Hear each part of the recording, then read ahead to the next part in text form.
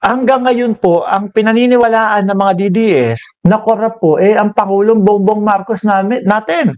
Samantalang ho, mga bossing, eto, mismo ang ating Pangulo na, yung nagwa one by one o nagwa one on one doon sa mga dike, doon sa mga ghost project, lalo na sa flood control. Sino po ba nanguna dyan? Di ba po ang Pangulo?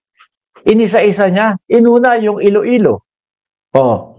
Nakita nga yung nakatenga na flood control doon.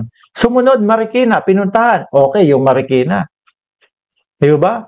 Sumunod yung mga ibang lugar. At doon na nga po nakita yung mga sandamakmak na mga flood control na nakatenga. At eto, may banta ang Pangulo sa inyo. Marcos pledge, I won't leave this office until flood control woes are fixed.